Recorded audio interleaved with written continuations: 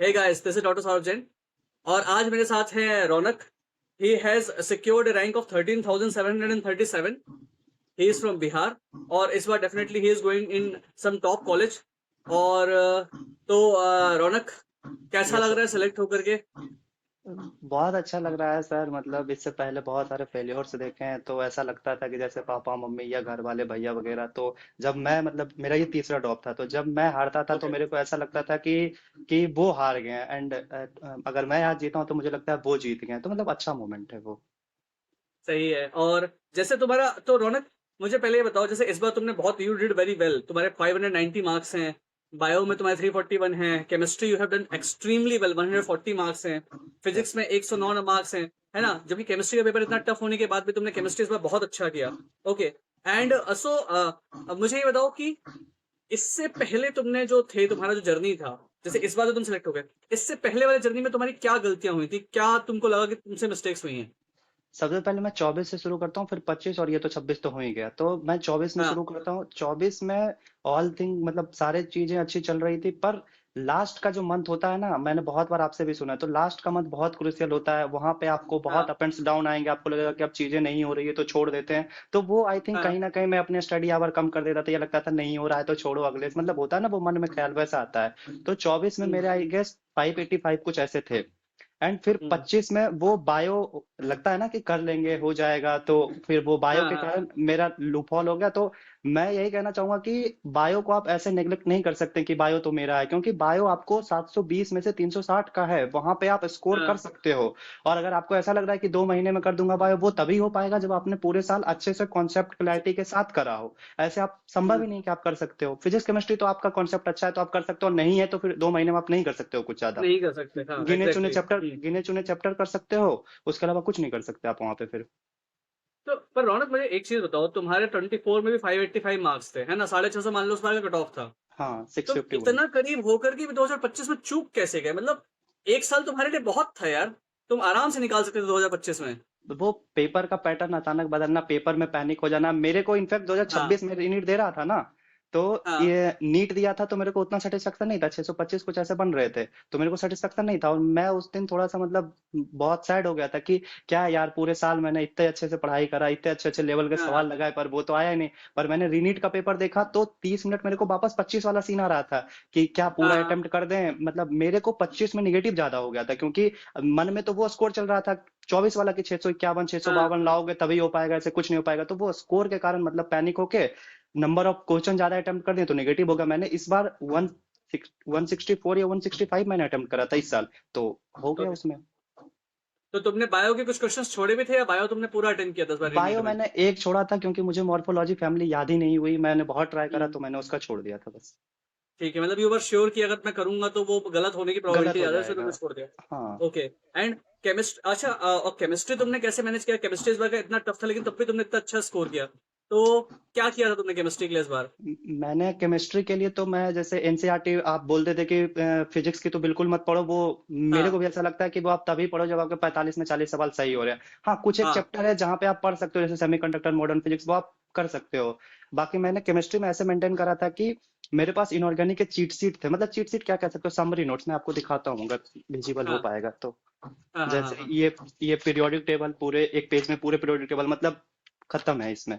मतलब पूरे summary notes वगैरह सब है। फिर ये तो अपना। एक काम करेंगे ना, तुम हाँ अपना रौनक मुझे कुछ इसका एक पीडीएफ बना करके भेजना, है ना? हाँ, तो नहीं मैं तो अपने टेलीग्राम टेलीग्राम पे ग्रुप पे मैं पिन आपको कर भेज दूंगा, ताकि दूंगा। हाँ, ताकि हाँ बच्चों को थोड़ा सा हम बता सके किस तरह से चीट शीट्स बनाई जाती है. हाँ, हाँ, श्योर. ये फिर कोऑर्डिनेशन कंपाउंड है। तो अब मैं जैसे इनऑर्गेनिक को थोड़ा सा एक्सप्लेन करूंगा। इनऑर्गेनिक जैसे कि आपको एनसीईआरटी पढ़ना है, पर आप पूरे एनसीईआरटी पढ़ के आपका स्पीड नहीं आएगा सवाल करने में। जैसे आप हाँ. बॉन्ड मतलब मैं कोई एग्जांपल लेता हूँ, जैसे बॉन्ड एंगल कंपेयर करना है 3 4 कंपाउंड के, तो आप वहां पे टीचर्स जो आपको बताएंगे वो प्रायोरिटी ऑर्डर बताएंगे। एनसीईआरटी में ये प्रायोरिटी ऑर्डर मिसिंग है। आपको डाटा मिल हाँ. जाएगा पर वो मिसिंग है, तो वो आप जैसे इससे मैं पढ़ लेता था। बाकी मैंने मार्क करके रखे थे कि मैं क्या भूलता हूँ इनऑर्गेनिक में एनसीईआरटी में, तो मैं उसको कर लेता था। ऐसे इनऑर्गेनिक। ऑर्गेनिक में रिएक्शन मैकेनिज्म मैंने अच्छे से करा था, एक बार बहुत अच्छे से सवाल लगाया था एनसीईआरटी वगैरह के इंटेक्स्ट वगैरह। बाकी कॉपी पढ़ता था नोट्स अपने, और फिर वही एनसीईआरटी फिजिकल केमिस्ट्री भी मेरे पास सेम ऐसे ही फॉर्मूला सीट थे। मैं उसको पढ़ता था, या पहले मैं सवाल लगा लेता था, क्योंकि रिवीजन फेज में पहले मैं सवाल लगा लेता था, जो जो टॉपिक से मेरे गलत होते थे या लगता था कि मैंने यहाँ लैग कर रहा हूँ, वो पता चल जाता है खुद को। तो वो लैग लगता था तो मैं उसको वापस जाके देख लेता था, या फिर पूरे लॉन्ग नोट से देख लेता था। और थ्योरेटिकल सवाल के लिए भी मैंने एनसीईआरटी ट्रिजर्स करके बनाए थे, क्योंकि 12th के फिजिकल केमिस्ट्री में एनसीईआरटी से थ्योरेटिकल सवाल पूछे जाते हैं और पूछे जा रहे थे, तो मैंने एक मतलब 3-4 पेज में मैंने उसको बना लिया था, जो जो पॉसिबल मतलब पूछे जा सकते थे ओके, उसको। डेफिनेटली। यार देखो, एक्चुअली ना जो तुमने बात बोली ना, वही मैं बच्चों को बोलता हूँ कि आप कोई से भी एग्जाम की तैयारी करो। जैसे कल को तुम एमबीबीएस की तैयारी पे भी करना शुरू हाँ, करोगे, तो हमारे पास क्या होता है, जब आपके पास एकदम से आप सिलेबस देखते हो तो चीजें बहुत कॉम्प्लिकेटेड होती हैं, है ना। And NCERT is a very complicated book. बिल्कुल बिल्कुल सही। चाहे आप किसी भी, चाहे फिजिक्स की तो एक्सट्रीमली कॉम्प्लिकेटेड है, वो तो हाँ। बायो की ऑलमोस्ट ठीक है, लेकिन केमिस्ट्री की भी कॉम्प्लिकेटेड है, फिजिकल पार्ट उसका थोड़ा टफ है। तो जब आप क्या करते हो, आप उस चीज को थोड़ा सिंप्लीफाई कर लेते हो। जैसे आपने लेक्चर्स देख लिए टीचर्स के, उससे हम्म। नोट्स बना लिया, बेसिक कॉन्सेप्ट आपके जीरो से आपने बना लिए। जब आप बेसिक सही कर लेते हो, धीरे धीरे करके टफ की तरफ जाना इजी पड़ता है। इसलिए अगर आप पहले बिल्कुल नोट्स पढ़ दो, टीचर्स के लेक्चर्स कर लो, बिल्कुल बिल्कुल। उसके बाद आप एनसीईआरटी पे जाओ, तो आपको एनसीईआरटी बहुत आसान लगेगी। जी लेकिन आप जी। एनसीईआरटी से शुरुआत करोगे अगर, तो एनसीईआरटी बहुत कंफ्यूजिंग बुक है। और अब तो एनसीईआरटी फिर भी बहुत अच्छी कर दी गवर्नमेंट ने। हाँ इससे पहली पहले वाली से। एनसीईआरटी तो और एक्सट्रीमली टफ हुआ करती थी। तो एनसीईआरटी करना है, लेकिन वो आपका पहला स्टेप नहीं हो सकता। पहला ये स्टेप नहीं हो ऑलवेज सकता। Have to go from the basic thing, कि टीचर ने जो पढ़ाया पहले वो नोट्स। और अगर उसका टाइम नहीं मिल पा रहा तो एनसीईआरटी मत करो, हाँ, उससे भी कोई काम चल जरूरी जाएगा, नहीं क्योंकि है। एनसीईआरटी, हाँ हाँ, उसके बाद अगर टाइम मिलता है तो एनसीईआरटी पे जाओ। हाँ, एनसीईआरटी कर सकते हो, पर कुछ गिने चुने चैप्टर के, मॉडर्न फिजिक्स, सेमीकंडक्टर, जो मतलब डुएबल है, अगर बाकी आप। फिजिक्स की हम बात करें, हाँ हाँ, तो फिजिक्स के लिए तो आप हाँ। लिमिटेड चैप्टर्स ही करो, या नहीं लिमिटेड करो तो भी चैप्टर चल जाएगा। नहीं करो तो भी चल जाएगा उसमें। से फॉर एग्जाम्पल, जैसे जैसे फिजिक्स में मैं हरदम बोलता हूँ कि आप पहले ये देखो कि कोर क्वेश्चंस कहाँ से आने। बिल्कुल 9-10 चैप्टर्स हैं क्लास 12th की फिजिक्स के, क्वेश्चन ज्यादा आते हैं। अगर आपकी फिजिक्स वीक है तो कम से कम कोर चैप्टर्स को डेप्थ में जाओ, और आप अपने जो बेसिक बाकी चैप्टर्स उनको थोड़ा थोड़ा कर लो, ताकि एग्जाम में एटलीस्ट 20 क्वेश्चन, आप 25 क्वेश्चन अटेम्प्ट करने के लायक रहो, क्योंकि वो आपके चैप्टर से स्ट्रॉन्ग है। मैकेनिक्स बहुत ज्यादा करने घुसोगे तो साल भर सिर्फ मैकेनिक्स करते रह जाओगे और बिल्कुल नंबर भी सही। नहीं आएंगे। अब वो कभी खत्म ही नहीं होने वाला है ना, सवालों की तो वैरायटी और बहुत है उसमें। और क्या होता है, जिन लोगों का फिजिक्स अच्छा होता है उनके साथ बड़ा डिसएडवांटेज ये है कि उनको मैकेनिक्स में बड़ा मजा आता है, बिल्कुल और बिल्कुल। वो घुस जाते हैं उस चीज में, घुस ही जाते हैं। फिर उनको लगता है कि बायो तो हो जाएगी। बायो तो ऐसा है कि बायो लो आईक्यू वाले लोगों का काम है, फिजिक्स हाई आईक्यू वाले लोगों का काम है, तो हमको फिजिक्स करनी चाहिए। और सबसे ये बड़ा सबसे गलत स्ट्रेटेजी है। सबसे बड़ा हाँ, मिसकंसेप्शन है ये, बिल्कुल। ओके। तो रौनक, अभी जैसे मुझे बताओ, जैसे सेकंड, जैसे तुम्हारा नीट का एग्जाम हुआ था 3 मई को, उसके पहले तक तुम्हारी प्रिपरेशन कितनी हो गई थी, तुमने क्या क्या कर लिया था? ऑलमोस्ट हो गया था, मतलब तैयार था, पर कितना भी कर लो लास्ट में लगता है कि कुछ तो छूट ही रहा है, सॉल्ट एनालिसिस या पी ब्लॉक कुछ ऐसा हाँ, करके। पर हाँ, मतलब मोर और हाँ, लेस कंप्लीट हो गया था। बायो उस समय बेटर थे इससे, पर नंबर उसमें हाँ। उसमें 327 से आए थे। पर मेरे को इस साल मतलब ये रीनीट में मेरे को बायो करना था, मैं फिक्स करके रखा था। मैं मतलब रात में बायो पढ़ता था, 3-4 घंटे पढ़ के ही सोता था, चाहे कुछ भी हो जाए उसके लिए।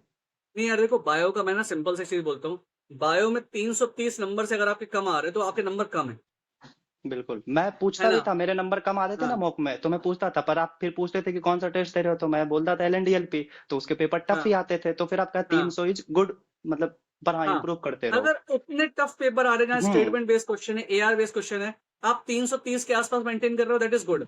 गुड। लेकिन अब क्या हुआ, जैसे आज मेरे एक बच्चे से बात हो रही थी, वो बोला सर मैं ना टफ पेपर तो मेरे से बहुत इजीली हो जाते थे, बिल्कुल 330 340 जाते थे। बोले 2026 का पेपर आया, बायो इतना इजी आ गया कि बायो के क्वेश्चन मेरे से बने नहीं, क्योंकि सिंगल लाइन क्वेश्चन करने की कभी आदत ही नहीं थी। बिल्कुल। बोल, और ये एक प्रॉब्लम होती है कि जब आपको बहुत टफ क्वेश्चन करने की आदत होती है, क्या टफ क्वेश्चंस में सिली मिस्टेक्स नहीं होती, क्योंकि आप या बहुत रुक के हाँ, सोचते हो। या तो आता और है वो, इजी, या तो नहीं हाँ, आता है, बिल्कुल। और इजी क्वेश्चन क्या होता है, बहुत स्पीड से निकलता है। हम्म। सो जैसे मुझे बताओ रौनक, जब रीनीट का आया, डिसीजन आया, उस समय तुम्हारी मेंटल कंडीशन क्या थी, तुमको क्या फील हुआ, तुमको क्या लगा? क्योंकि बहुत बिट्रेयल भी फील होता है ना हमको, कि एक बार हमारा सिलेक्शन हो रहा है, हम उस वहां तक पहुंच गए, उसका एकदम से लगा कि अरे एग्जाम ही कैंसिल हो गया। अब सोचो, उस बंदे का जिसकी रैंक 1 आ रही थी, 720 मार्क्स थे, और अब उसके 660 नंबर आ रहे हैं, उसको एम्स भी नहीं मिलेगा, उसे कैसा फील हो रहा होगा? सो ये तो एक बहुत बड़ा धोखा है ही बच्चों से। तो उस टाइम तुमको क्या फील हुआ था जब तुमको लगा सबसे कि पहले रीनीट होना है? सबसे पहले मैं उस समय दोस्त से ही बात कर रहा था, किसी का नहीं अच्छा गया था, तो ऐसे ही कंसोलिडेट कर रहा था कि क्या क्या चीजें हैं। फिर अचानक उनके कोई अंकल थे, उन्होंने उनके व्हाट्सएप पे भेजा कि रीनीट कैंसिल हो गया। सबसे पहले तो मैं ब्लैंक आउट हो गया, क्या है ये हो सकता हाँ, है। फिर मेरे को लगा अच्छा हो गया, फिर मेरे को कुछ समझ ही नहीं आया। फिर घर वालों से बात किया, तो फिर मैं यहाँ नहीं रहता था, मैं कोटा रहता था, मैं सेल्फ कर रहा था, पर वहां हाँ, से ही कर रहा था। तो फिर मैंने हाँ डिसीजन लिया, क्या किया, फिर मैं कहा चलो अब जो हो गया जाके ही देखते हैं क्या होगा। फिर मैंने वहां गया, फिर मैं अपने दोस्त को मैसेज करा कि क्या कर सकते हैं। तो फिर उन्होंने मुझे समझाया कि देखो कुछ चीजों का अपने हाथ में नहीं है तो आप उसको कंट्रोल नहीं कर सकते हैं। आपने एक बार अगर करा है तो आप दूसरा बार भी अच्छे कर सकते हो अगर आप मेहनत करोगे तो फिर मैंने हम्म। चीजों को धीरे धीरे एक्सेप्ट करना शुरू किया, फिर गो ऑन किया, फिर आपसे भी कनेक्ट ही रहा, बीच बीच में पूछते गया, तो फिर चीजें होती गई बेहतर धीरे धीरे धीरे धीरे। हम्म। फिर लाइब्रेरी ज्वाइन कर लिया था क्योंकि पढ़ने का मन नहीं करता था रूम में इस बार, हाँ क्योंकि आप हाँ अचानक हाँ घर से जा रहे हो। तो मैंने लाइब्रेरी ज्वाइन कर लिया था, 6 बजे लाइब्रेरी जाता था, सुबह 6-7 ऐसे ही, और 8-9 या 10 कभी ऐसे आ जाता था, फिर 2-3 घंटे बायो पढ़ता था, फिर सो जाता था। तो टाइम उतना सोचने में मिलता ही नहीं था कि क्या होगा नहीं हाँ होगा हाँ वहां हाँ। पे। ये कुछ हैक्स मैंने देखे हैं नीट के प्रिपरेशन के। एक, आपका पढ़ने में मन ना लगे तो लाइब्रेरी ज्वाइन कर लो, वहां पढ़ाई होने लगती है अपने आप, हाँ है ना। दूसरा मैंने देखा, नंबर कम आ रहा तो बायो पे फोकस करना शुरू कर दो, नंबर आपका बिल्कुल बढ़ना शुरू हो बिल्कुल जाएगा, बिल्कुल। है ना। और तीसरा मैंने देखा है कि अगर आपकी लाइफ में लोग अच्छे हैं, फ्रेंड्स आपके अच्छे हैं, तो कहीं ना कहीं आपको ना दिन भर में, मान लीजिए आप 12 घंटे पढ़ाई कर रहे हो, 10 घंटे पढ़ाई कर रहे हो, एक आध घंटे आपका अगर दिमाग का रिलैक्स करने के लिए आपको दोस्त मिल जाते हैं तो वो बहुत हेल्प करता है। डेफिनेटली कहीं ना कहीं ना आपको एक एक क्रिएटिविटी आती है, लोगों से बात करके बड़ा वो फील होता है। लेकिन दोस्त ऐसे होने चाहिए जिनका आपको पता हो हाँ कि ये पॉजिटिव बात करते हैं और आपको मोटिवेट ही करेंगे, वो बिल्कुल जानबूझ के बिल्कुल। कोई ऐसी बात नहीं करेंगे जिससे आपका मन खराब हो। क्योंकि अब एग्जैक्टली जैसे मैं सेल्फ कर रहा था तो मेरे लिए सबसे बड़ा चैलेंज था कि मैं डाउट कहाँ पूछूंगा अपने, क्योंकि आप हाँ गूगल गूगल के डाउट पे रिलाई नहीं कर सकते, वो सही देगा पर आपके टीचर कैसे बताए हैं आप समझ पा रहे हो नहीं, क्योंकि वो पार्ट बाय पार्ट एक्सप्लेनेशन देगा। तो मेरे शुरू से अंत तक इस एकेडमिक ईयर के डाउट वही बताता था, मेरे दोस्त थे, क्योंकि उसके फिजिक्स केमिस्ट्री हाँ। बायो भी बहुत अच्छी थी। तो मैं बहुत सारे डाउट उससे डिस्कस करता था, करीब बहुत सारे डाउट, वो मेरे को सवाल भी भेजता था, तो मतलब अच्छा था। ये मैंने एक चीज देखी है कि बच्चों को बहुत प्रॉब्लम होती है, खास करके जो सिर्फ ऑनलाइन एजुकेशन ले रहे होते हैं, कि डाउट्स क्लियर करने में उनको दिक्कत आती है। और एक्चुअली क्या होता बिल्कुल, है, एक डाउट क्लियर करने में अगर आपको 1 घंटा लग रहा है, कोई तो फायदा फिर नहीं है फिर। आपका ओवरऑल प्रिपरेशन में क्या हो गया ना, प्रिपरेशन आपकी पूरी स्टॉल हो जाती हम्म है, रुक जाती है। आपको हम्म। लगता है कि यार अब एक एक डाउट के लिए अगर 1-1 घंटे लगाना पड़ेगा, इससे बेटर डाउट पूछो ही मत, जो बन रहा है करते हाँ जाओ। बिल्कुल सही। एक्चुअली ऐसा नहीं है कि ऑफलाइन कोचिंग वालों को बहुत फायदा है, ऑफलाइन में भी ये प्रॉब्लम होती है कि एक सर्टेन हाँ टाइम तक कोचिंग जब बंद हो जाती है, फिर आप एक डाउट पूछने के लिए प्रॉब्लम काउंटर तक थोड़े जाओगे, नहीं नहीं बिल्कुल भी नहीं। है ना। तो आपको कोई ना कोई एक ऐसा होता है कि जो आपको अवेलेबल हो फोन पे 24 घंटे, या जब भी आप हाँ डाउट पूछना चाहो तो तुरंत पूछ सको, तो that is a very good strategy. तो अब डेफिनेटली यार देखो, और क्या होता है, हमारी ना मेडिकल फील्ड में एग्जाम का पैटर्न और बहुत बार बार चेंज होता है। एग्जाम कैंसिल होना भी बड़ी एक कॉमन चीज हो गई है अब। हम्म। काउंसलिंग पे स्टे लगना, कोर्ट से ऑर्डर आ जाना, काउंसलिंग रुक जाना, ये भी बड़ी कॉमन चीज हो गई है। बिल्कुल। ठीक है, जैसे मैं अपने टाइम की बात करता हूँ, हमारे टाइम की बात बता रहा हूँ, और मैं आज से कम से कम 20 साल पहले की बात बता रहा हूँ। मतलब मैं आपको हम्म। ये बताना चाह रहा हूँ कि कितने लंबे टाइम से ये प्रॉब्लम चली आ रही है हमारे फील्ड में। मेरे टाइम पर पहले एक बार एग्जाम होना था, प्री, हमारे पास टाइम में प्री और मेंस होता था। हाँ हाँ। मैं मैंने 2003 में मैं क्लास 11th में था, 2004 में मैंने पहला अटेम्प्ट लिया था क्लास 12th के साथ, मतलब मैं आज से 20 साल पहले की बात बता रहा हूँ। तो उस टाइम पर एकदम से 2004 में गवर्नमेंट ने कर दिया प्री और मेंस, कि हाँ प्री हाँ। होगा एमसीक्यूज और मेंस होगा रिटर्न। मेंस होगा रिटर्न। और एकदम से नोटिफिकेशन है अगस्त में, और इसी साल आपको एग्जाम देना है। फिर जब हम प्री देने गए, जब मैं, मेरा एग्जाम सेंटर भोपाल था, प्री देने गए तो प्री का एग्जाम कैंसिल हो गया क्योंकि एक दिन पहले पेपर आउट हो गया था। और तो अब आप इससे इतने डिलेमा में कि अगला एग्जाम अब कब होना है। मैं लौट करके वापस कोटा आया और पता चला अगले दिन ही नोटिस आ गया कि आपका अगले हफ्ते ही फिर से एग्जाम होना है। फिर अगले हफ्ते एग्जाम दिया, मेरा प्री क्लियर हुआ। मेंस का पेपर देने गए, अब मेंस का पेपर जो था रिटर्न था। तो हाँ रिटर्न की प्रैक्टिस क्लास 12th के साथ आपकी ठीक ठाक रहती है क्योंकि आप बोर्ड्स का एग्जाम भी देते हो उस टाइम पर, हाँ हाँ है ना। हाँ। अब 2000 फिर क्या हुआ, 2004 का पेपर मैंने दिया, मेरे 10,000 कुछ रैंक आई। लेकिन 10,000 पे हमारे टाइम पे कुछ नहीं मिलता था क्योंकि सारे हाँ एग्जाम स्टेट्स के सीट। अलग होते थे। हाँ। हाँ। और मतलब आपके 3,000 के अंदर रैंक आनी चाहिए तब आपको कुछ मिलेगा। फिर मैंने 2005 का एग्जाम दिया, 2005 में पेपर बहुत टफ आया मीन्स का। और प्री का पेपर भी बहुत टफ आया, प्री का पेपर इतना टफ आया कि मुझे लगा मेरा इस साल प्री भी नहीं होगा। हम्म। फिर मैंने 2006 का पेपर दिया, 2006 का पेपर जो था ठीक ठाक आया, पर उसमें भी मेरा नहीं हुआ। मेरी लास्ट रैंक थी 3,900 कुछ के आसपास। उतने बीच में फिर क्या हुआ, बीच में कुछ गवर्नमेंट की पॉलिसीज और चेंज हुई, कुछ नया पॉलिसीज और इंप्लीमेंट हो रही थी कि जनरल के लिए सीट कम हो जाती, हाँ हाँ ये हाँ। वो करके। तो मतलब आप मेडिकल फील्ड में जब होते हो तो आप ना, आपके ये कंसिस्टेंटली एग्जाम पैटर्न में कुछ ना कुछ चेंज होता रहता है। जैसे हाँ अभी तुम वो। आगे चल के पीजी का एग्जाम दोगे ना, तो पीजी का एग्जाम पिछले 10 साल में 10 बार पैटर्न चेंज हुआ है, अच्छा। और अभी भी कुछ ना कुछ चेंज होता ही रहता है। तो अब मेडिकल फील्ड का तो ये मान के चलो कि अगर आप मेडिकल फील्ड में हो तो चेंज इज कांस्टेंट, आपको हर साल कुछ ना कुछ नया मिलेगा ही मिलेगा, है हम्म। ना। ओके। सो मुझे अब रौनक तुम बताओ, बच्चों को तुम क्या क्या सलाह देना चाहोगे। लेट्स टॉक अबाउट किड्स जो इस साल तैयारी कर रहे हैं, और तुम चूंकि ड्रॉपर हो, तो ड्रॉपर्स के साथ सबसे बड़ा ये होता है कि उनको अपना मेंटल बैलेंस मेंटेन रखना बहुत जरूरी होता है, क्योंकि उनको कहीं ना कहीं अंदर दिमाग में गिल्ट भी होता है। और उनको जैसे जैसे उनके ड्रॉप होते जाते हैं उनको और ज्यादा, जबकि वो बहुत टैलेंटेड होते हैं, पर उनके दिमाग में कहीं ना कहीं आते जाता है कि यार मैं ना लाइफ में कुछ गलत हो रहा है, मेरे गिल्ट फील करते हैं। तो जो इस साल बच्चे दे रहे हैं, चाहे वो फ्रेशर हो या ड्रॉपर हो, तो उनको ओवरऑल स्ट्रैटेजी क्या देना चाहोगे हर एक सब्जेक्ट की? मुझे मतलब तुम्हारी साइड से क्या क्या हम वो कर सकते हैं, ऐड कर सकते हैं? सबसे पहले यार मतलब मोटिवेशन पे रिलाय मत रहो। मतलब जैसे कि होगा नहीं होगा, ये सारे सोचने से कुछ नहीं हो सकता। आप अगर पढ़ोगे, मेरा जैसा मानना है कि मेरे को जैसा लगता है कि अगर आपकी रैंक अभी सपोज मान लो कुछ एक्स वाई जेड आने वाली है, पर अगर आप उस हम्म, पढ़ोगे तो वो रैंक कहीं ना कहीं इंप्रूव ही होगा। तो पहला बात है कि पढ़ाई के अलावा कोई और ऑप्शन नहीं है। अब मैं आता हूँ बारी बारी सब्जेक्ट्स पे। तो सबसे पहले हम मतलब फिजिक्स और फिजिकल केमिस्ट्री के लिए कॉमन चीजें हैं। मतलब हाँ, मैं थ्योरेटिकल पार्टों को 3 या 4 पार्ट में डिवाइड करता हूँ कि थ्योरी कैसे करनी चाहिए और सवाल कैसे करनी चाहिए। पहला, जैसे कोई ऑफलाइन या ऑनलाइन कर रहे हैं तो वो क्लास जाएंगे, नोट्स बनाएंगे। तो पहली बार में आप टीचर्स के हर एक क्वेश्चन को अच्छे से खुद से करो, मतलब हर एक पार्ट को समझो। दूसरी बार जब आप कर रहे हो तो आप खुद से कोई कोरा कागज लो, उसमें आप खुद से लिख के करो। और तीसरी बार जब आप कर रहे हो तो दूसरी बार जब आप कर रहे हो तो मार्क कर लो कि कौन सा सवाल देखते के साथ हो गया, तो उसे जरूरत नहीं कि आप बार बार करो। दूसरी बार आप ऐसे कर सकते हो कि जैसे कोई सवाल को आपको सोचना पड़ा या कोई ऐसा टाइप आया जो बिल्कुल आपको किसी से पूछना पड़ रहा है, टीचर वगैरह से, तो आप उसको डबल सर्कल कर दो। तो सेकंड राउंड में आप सिर्फ उसी को अटेम्प्ट करो। एंड तीसरी चौथी बार मैं उसके लिए रखता था कि आप पॉलिश करो चीजों को, क्योंकि आपको याद आनी चाहिए वहां पे। अब कुछ लोग कहेंगे फिजिक्स फिजिकल केमिस्ट्री रटी थोड़ी ना जाती, नहीं रटोगे भाई तो वहां पे स्पीड ही नहीं आएगी, स्पीड नहीं आएगी तो कोई काम की है ही नहीं। तो तीसरी चौथी बार आप पॉलिश करो चीजों को, मतलब गुजारो, याद करो। एंड जो ड्रॉपर है मैं उनके लिए स्पेशल सलाह दूंगा, आपका सिर्फ नोट्स बनाने से सिलेक्शन नहीं होगा। नोट्स मेरे पास भी है, पर आप चीजों को, वैसी चीजों को ज्यादा फोकस करो जो आप भूलते हो। अब जैसे मैं कोई एग्जांपल लेता हूँ, इलेक्ट्रोस्टैट है, तो आप वहां पे आप वापस थोड़े ना लिखोगे कि इलेक्ट्रोस्टैट चार्जेज एट रेस्ट की स्टडी होती है। वो आप पढ़ रहे हो 1 साल 2 साल ड्रॉप के, तो आपको वो पता है। नहीं पता है तो आप लिख सकते हो। अब जैसे कूलम्स लॉ सबको पता है, कूलम्स लॉ है बराबर के Q N Q two upon R square. हाँ, वेक्टर फॉर्म आप लिखो, क्योंकि वो उसमें कंफ्यूजन होती है डायरेक्शन में। तो ये फिजिक्स और फिजिकल केमिस्ट्री। एंड फिजिक्स के लिए, फिजिकल केमिस्ट्री के लिए एक बार आप अपने थ्योरी अच्छे से करो।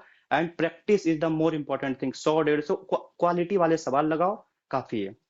और जिसकी फिजिक्स अच्छी है, मतलब जिनकी फिजिक्स अच्छी है, मैं उनके लिए स्पेशल सलाह दूंगा। आप जैसे मॉड्यूल वगैरह कर चुके हो, परेशान हो चुके हो, तो आप मेरे वाला फॉलो कर सकते हो कि मैंने लास्ट के 5 साल के जेई मेन के पीवाई क्यूज करे थे। हम मैकेनिक्स नहीं, मैकेनिक्स मैंने मतलब कुछ कुछ चैप्टर छोड़ के करे थे, क्योंकि वहां पे 5 6 कॉन्सेप्ट मिला देते हैं, तो वो पॉसिबल नहीं है। बाकी 12th कर सकते हो, फिर एसएचएम कर सकते हो, फ्लूइड मैकेनिक्स कर सकते हो, वर्क पावर एनर्जी कर सकते हो, सर्कुलर कर सकते हो, ऐसे कर सकते हो। फिजिकल केमिस्ट्री के लिए आप नॉर्मल रहो, बेसिक टू फॉर्मूले आपको याद होने चाहिए अच्छे से, कब कहाँ यूज करना चाहिए, और अच्छे वैरायटी के सवाल कवर कर लो। 1 2 साल के भी लगा लोगे जेई मेंस के, मोर देन इनफ है वो।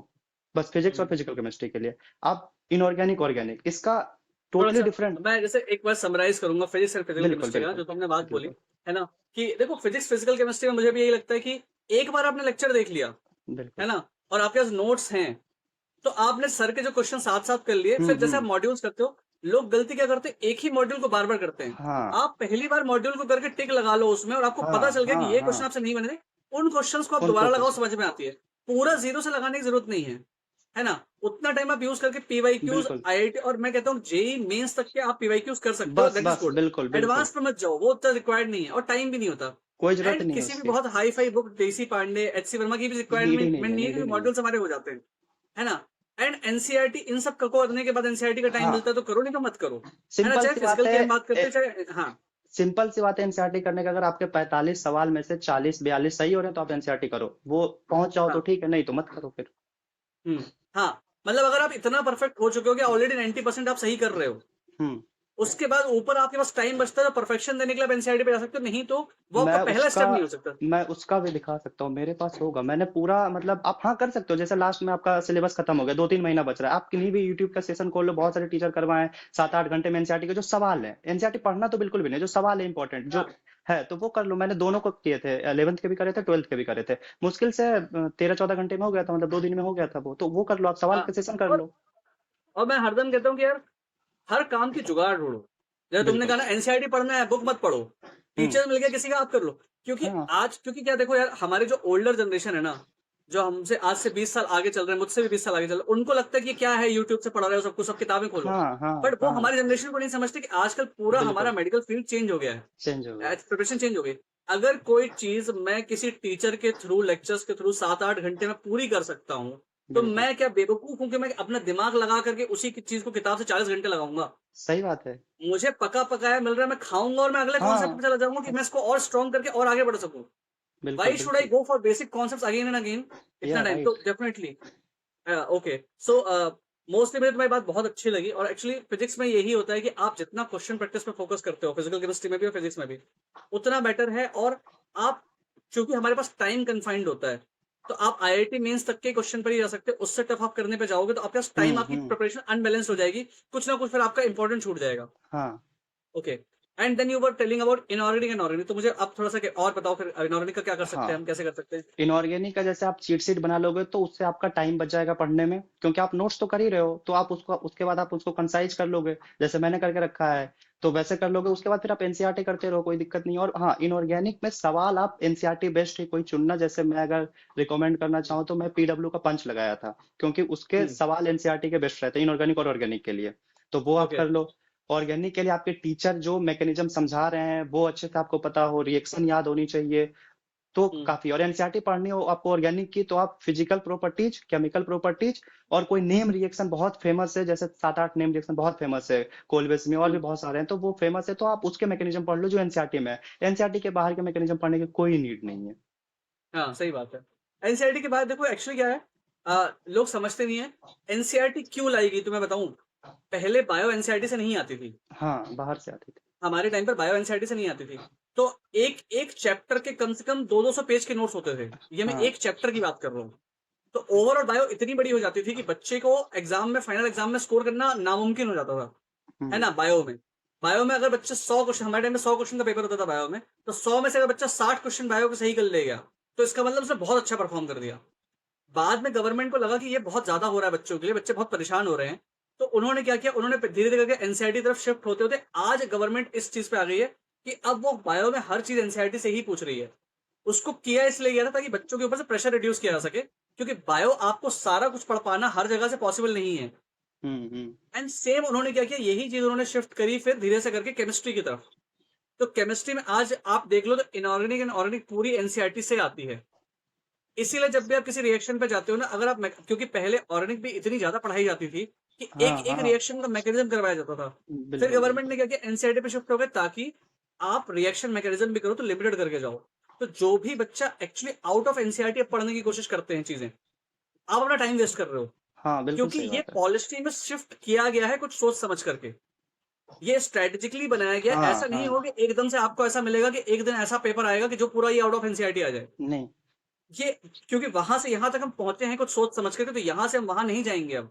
वो चीज ऐसी ही चलने वाली है अभी बहुत लंबे टाइम तक, डेफिनेटली। तो तुमने जो बात बोली कि ऑर्गेनिक में, तो मैं स्पेसिफिकली बोलता हूँ कि मैकेनिज्म वाला पार्ट जो आपको वीक पड़ता है, उसको आप हाँ, एनसीईआरटी पे ही स्टिक करो, उसी को मल्टीपल बिल्कुल टाइम्स करो, उसी पे बिल्कुल बेस बिल्कुल। क्वेश्चन। इधर उधर के मैकेनिज्म पे बिल्कुल मत जाओ। ओके, सो और इनऑर्गेनिक ऑर्गेनिक के बारे में तुम और क्या बताना चाहोगे, और क्या बोलना चाहोगे?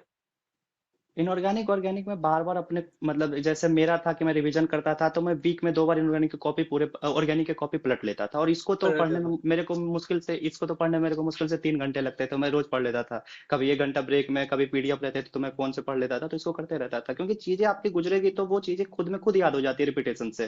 पहली बार करोगे तो हाँ मुश्किल लगेगा ही, पर रिपीटेशन करोगे तो वो चीजें फिर आपके सबकॉन्शियस माइंड में बैठ जाती है, तो फिर आप करते रह जाते हाँ, हो। तो वो चीजें हैं। डेफिनेटली। तो मुझे तुम्हारी स्ट्रेटेजी में एक चीज अच्छी लगी कि तुमने चीजें लिमिटेड करी, लेकिन तुमने मल्टीपल टाइम्स हाँ, रिवीजन किया है हर दिक्कत एक चीज यही है, का। ऑनलाइन की दिक्कत ही, आप टेलीग्राम पे खोजो आपको हर एक चीज मिल जाएंगे, पर चुनना आपको कि मेरे लिए कौन बेस्ट है वो, है हाँ ना, वो चीज है। हाँ, आप और फिर आप उस पर स्टिक रहना। हाँ हाँ, आप 12th के लेक्चर लेके बैठ जाओ तो खत्म ही नहीं हो पाएगा ना, आपको ड्रॉपर के लेक्चर चाहिए, तो वो चीजें हैं, आप चुनना बहुत मतलब हम्म। इंपॉर्टेंट है। फिर अब बायो के लिए तो मतलब एनसीईआरटी मस्ट है, या कुछ चीजों में आप एक्स्ट्रा जा सकते हो, जैसे जेनेटिक्स से तो थोड़ा अच्छे से समझ सकते हो, क्योंकि न्यूमेरिकल वगैरह जैसे अब इवोल्यूशन में हार्डी-बिंगमर प्रिंसिपल है, तो वहां पे जा सकते हो। बाकी स्टिक टू एनसीईआरटी, पर हाँ, कॉन्सेप्ट क्लियर होने चाहिए। जैसे ह्यूमन फिजियो है, प्लांट फिजियो मुझे लगता है, जैसा मेरा पर्सनल मानना है कि 11th की अगर एनसीईआरटी बायो की सबसे अच्छी लिखी है तो वो प्लांट फिजियो की लिखी है, बहुत अच्छी लाइन है। एंड 12th में बायोटेक, तो मतलब अच्छे से लाइन को समझो वगैरह। मैंने जैसे न्यूमेरिकल न्यूमेरिकल तो मैंने बायो के भी एक जगह न्यूमेरिकल सारे किए हैं, कि बायो में न्यूमेरिकल क्या क्या पूछा जा सकता है, सारे मैंने एक जगह ओके। बनाए थे। क्योंकि हम्म। क्या पता कुछ भी पूछ सकता है, रीनीट में तो बिल्कुल एक आया भी था हार्ड वर्क से, बस इजी था, तो मतलब कुछ भी पूछ सकता हाँ, था, तो वो उसके लिए तैयार था। एंड सबसे एग्जैक्टली। इंपॉर्टेंट बात है कि जैसे ड्रॉपर, समराइज करके सबसे इंपॉर्टेंट बात है, अगर कोई ड्रॉपर तैयारी करना चाह रहे हैं या कर रहे हैं, तो मैं उनको यही कहूंगा कि अगर आप सेल्फ कर रहे हो या ऑफलाइन कर रहे हो ज्वाइन करके, तो सबसे इंपॉर्टेंट चीज कि आपको आपके वीक एरियाज को आइडेंटिफाई करना है। आप अभी मतलब 1-2 घंटे अगर इसको देख रहे हैं कोई, तो 1-2 घंटे रुको और खुद से लिखो आपकी मतलब मेरे को बायो में ये टॉपिक वीक है, ये चैप्टर वीक है, ये चैप्टर में ये टॉपिक वीक है, ये मेरा ऑनगोइंग है। सेम फिजिक्स केमिस्ट्री वैसे लिखो, तो आप अभी उसको वीक को पहले करना शुरू करो, क्योंकि लास्ट में आपको टाइम कम मिलेगा और जो आता है वो आता है, आपको जो नहीं आता है आपको उसको फोकस करना है। तो बाकी खुद पे एग्जैक्टली। विश्वास रखो। एंड मेरा ऐसा मानना है पर्सनली कि ऊपर वाला कभी किसी के साथ जुल्म नहीं करता। अगर लगेगा नेचर को कि आप डिजर्विंग हो तो वो देगा, और इंसान को देगा। वक्त वक्त से पहले और जरूरत से ज्यादा कुछ भी नहीं मिलता। जब भी मेरे को डिमोटिवेट होता था मैं यही लाइन बोलता था खुद को कि वक्त से पहले और जरूरत से ज्यादा कुछ भी नहीं मिलता किसी को। तो वो चीजें हैं। डेफिनेटली यार, देखो क्या होता है कि हम सबका ना अलग अलग लेवल ऑफ मैच्योरिटी होता है। बिल्कुल कभी बिल्कुल। कभी हमको उस लेवल को, थ्रेशोल्ड को हिट करने में थोड़ा टाइम लग जाता है। पर आपको जरूरी नहीं है कि आगे आपके एग्जाम्स में इतना टाइम फिर से लगे। अब हाँ आपने एक बार हिट कर लिया, अब आप उस हाँ लेवल पे पहुंच गए।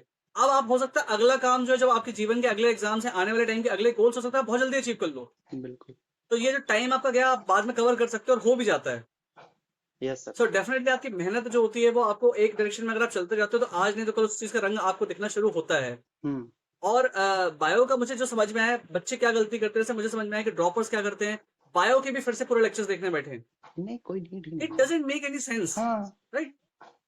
कोई और कोई बायो का तो मैं कहता हूँ कि जितना जल्दी आप एफएसटी पे पहुंच जाओ, फुल सिलेबस टेस्ट पे, हाँ हाँ उतना हाँ बेटर बायो। है। बिल्कुल बिल्कुल, मैं लगाता था ना, जैसे मेरे को मान लो टाइम नहीं मिल रहा है तो मैं आपकी बात सुनता था। मैं बायो के 1-2 पेपर लगा लेता था, किसी के भी इंस्टीट्यूट के पेपर लगाने में क्या है, कोई भी पेपर हो। मैं हाँ केमिस्ट्री के भी लगा देता था, जैसे हाँ क्लासरूम वाला हाँ पेपर था मैं उसके भी लगा देता था। फिजिक्स किसी दिन मन किया तो 3-4 दिन में एक पेपर एसआरजी वाला बढ़िया पेपर लगा लिया, क्योंकि अच्छा था तो मैं उसको लगा लेता था, तो मतलब अच्छा हाँ था।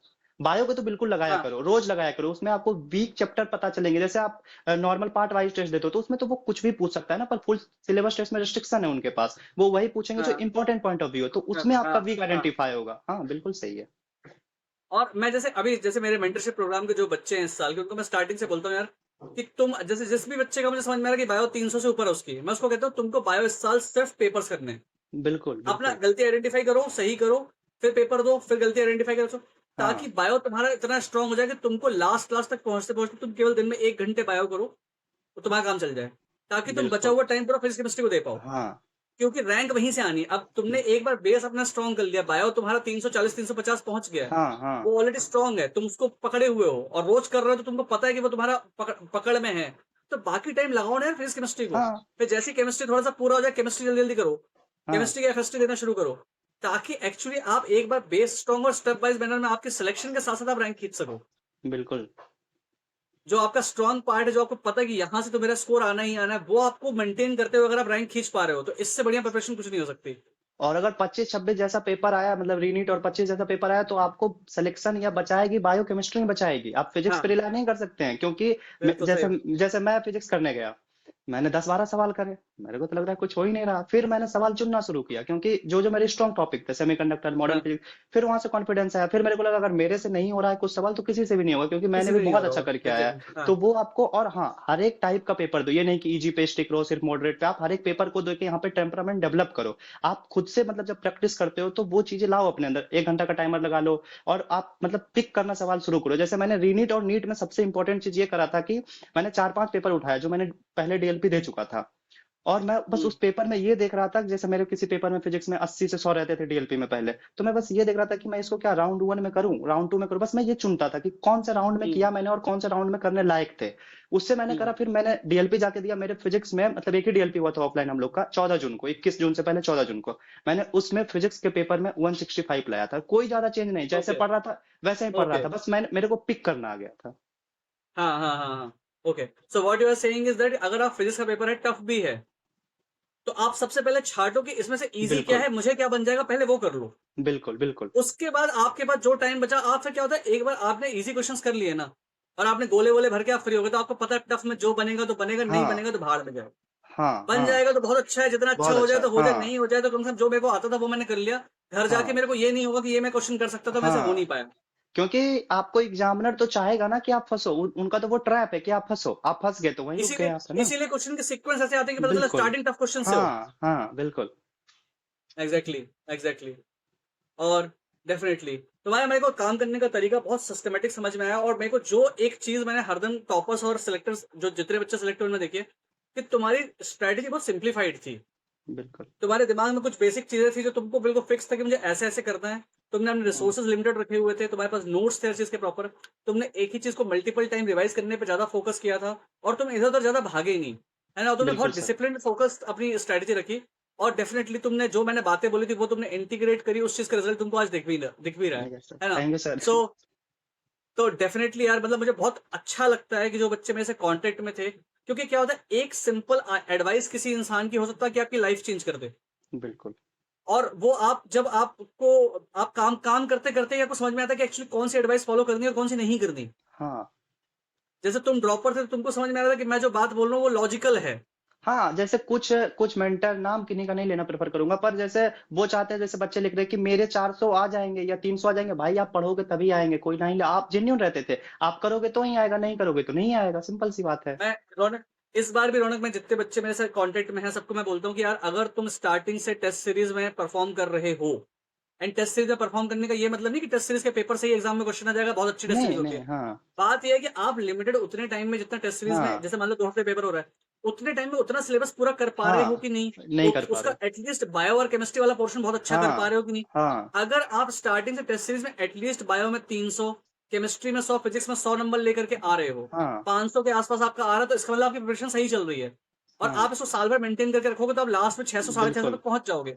लेकिन बिल्कुल। अगर स्टार्टिंग से आपके नंबर 300 आ रहे हैं, हाँ। हाँ। और आपको लग रहा है कि मैं फिजिक्स बहुत अच्छी कर लूं, केमिस्ट्री बहुत अच्छी कर लूं, लेकिन नहीं। बायो में एटलीस्ट आपके 300 आने चाहिए, आपके उतने ही टोटल नंबर आ हाँ, रहे हैं, मतलब आप बायो कर ही नहीं रहे। कर ही नहीं रहे हो। अगर आप स्टार्टिंग से परफॉर्म करते हुए चलोगे तो आपका कॉन्फिडेंस बना रहेगा, आपको पता होगा कि मैं चल रहा हूँ और मैं लास्ट में निकाल ले जाऊंगा। हाँ। लेकिन अगर आपका गोल है, एम्स दिल्ली, नंबर आपके आ रहे हैं 300, और आप सही उस कह रहे हैं स्ट्रेटेजी भाई। को चेंज नहीं कर रहे हो, तो लास्ट में जाके चमत्कार नहीं होगा। नहीं, तो बिल्कुल मैजिक नहीं आपको हो सकता। स्टेप बाय ही चलना पड़ेगा। यस। हाँ, 20 सो घंटा सोचने से बेटर है आप चीजों को पकड़ के 20 मिनट पढ़ना शुरू कर दो, वो आपको मतलब कुछ अच्छा कर भी सकता है। हाँ, बार बार स्ट्रैटेजी एग्जैक्टली। बदलने से कुछ नहीं होगा। मेरे से अब कोई 20 बार भी पूछे स्ट्रैटेजी क्या, यही बताऊंगा भाई, मेरी स्ट्रैटेजी हाँ, यही थी, कुछ चेंज नहीं हो सकता वो।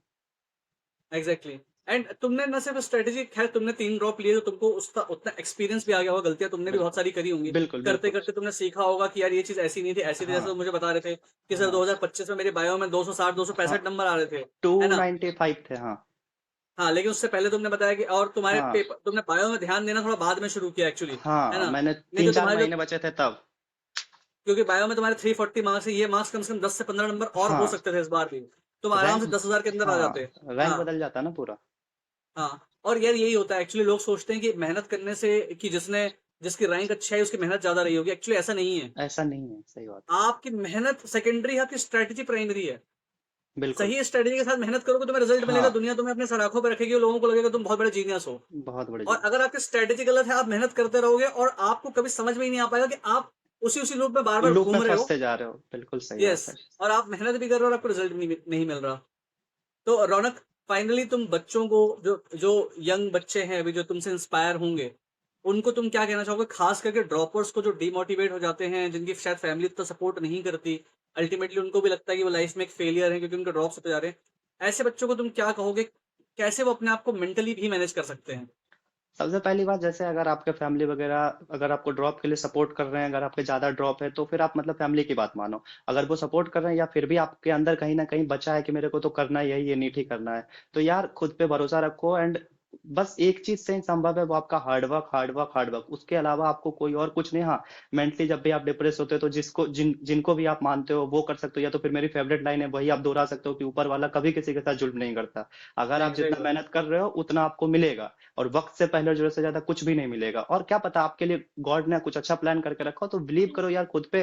एंड लोगों का क्या है, वो तो कहेंगे। अब जैसे टेस्ट के मार्क्स से कभी भी डिमोटिवेट मत होना, क्योंकि टेस्ट के मार्क्स आपको जज नहीं कर रहा, वो आपका आईना है, दिखा रहा है कि आप कहाँ गलत कर रहे हो। अब जैसे मैं अपना एग्जांपल देता हूँ, अब मेरे से कौन अभी पूछेगा कि आपके टेस्ट में कितने मार्क्स आते थे, क्या सही फर्क पड़ता बात है है। उससे, नहीं पड़ेगा ना। तो आप टेस्ट के मार्क्स पे बस रिलाय करो कि हाँ मुझे क्या क्या सुधारनी है, क्या क्या चीजें और इम्प्रूव करना है। बाकी यार खुद पे बिलीव रखो, कर ले जाओगे। अगर मतलब कोशिश कर रहे हो तो ऑब्वियस सी बात है, तो आपका पढ़ा हुआ कभी आपका वेस्ट नहीं जाएगा। अगर आपकी 11 12 अच्छी है तो आप मतलब ऐसे नहीं भटक सकते हो, आप ना कुछ अच्छा करोगे हम्म। लाइफ में। पर हाँ, लगे रहो, बहुत अच्छी चीज है। बाकी खुद पे बिलीव रखो, उससे बड़ा कुछ भी नहीं। आप खुद को मोटिवेट रख सकते हो, किन्हीं की वीडियो देख के नहीं हो सकता। आप बस पढ़ते जाओ, अपना स्टडी आवर बढ़ाते जाओ, जितना आप पुश कर सकते हो आप अपना लिमिट खुद सेट करो। ये नहीं कि जैसे मैं 12-13 लास्ट के मंथ में पूरा मतलब पहुंचा देता था, 12-13-14 पहुंचा देता था। आप जरूरत नहीं कि आप भी पहुंचाओ, तो आप अपनी लिमिट खुद डिफाइन करोगे ना कि मैं 10 पढ़ पाता हूँ तो 10 मेरे लिए अच्छी है। तो आप अपना सही लिमिट बात है। खुद खुद डिसाइड करो एंड कर लोगे यार, बिलीव इन योरसेल्फ। और मुझे एक चीज और लगती है जो आज के टाइम पे कल्चर हो गया है, जो एक अच्छी चीज है, कि अगर आपको कोई एक इंसान इंसान ऐसा मिल पाता है जो आपको गाइड कर सके, जिसने एग्जाम बिल्कुल। पहले निकाला हो, उसके कांटेक्ट में आप रहो, उसका आपको फायदा मिलता है। क्योंकि क्या होता है कि जब आप कोई काम कर रहे होते हो और आप हिट एंड ट्रायल मेथड से चीजें सीख रहे होते हो, हाँ और उस टाइम पे कोई इंसान जिसने वो काम पहले किया हुआ हो वो आपको बता देता है कि हाँ हाँ, तुम सही जा रहे हो, तो आपको बहुत कॉन्फिडेंस आ जाता है।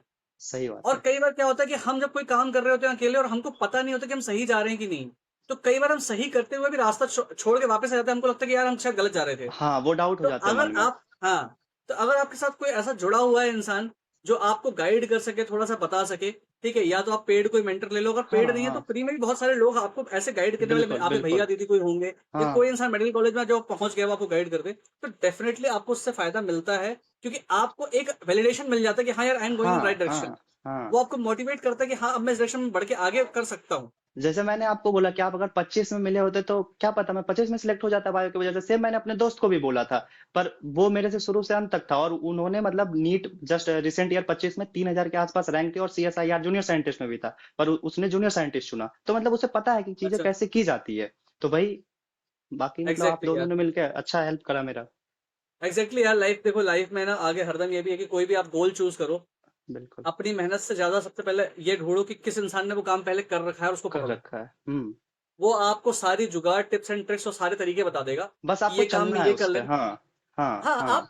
आप करोगे अल्टीमेटली खुद की मेहनत पे खुद ही। के मेहनत पे। सिर्फ़ किसी और का बताए हुए दिमाग से आपको पहले से एक आइडिया हो जाता है, यार ये काम करने पे सुना है मैंने हाँ, कि रिज़ल्ट यहाँ से खराब मिलता है, इस काम में रिज़ल्ट सही मिलता है। ट्राई करके देख लेता हूँ किसकी बात बिल्कुल मैच कर रही है। बिल्कुल। हाँ हाँ हो सकता है सही हो जाए, हो सकता है मेरे लिए हाँ वर्क ना करे, लेकिन एटलीस्ट ट्राई हाँ करना तो बनता है। हाँ।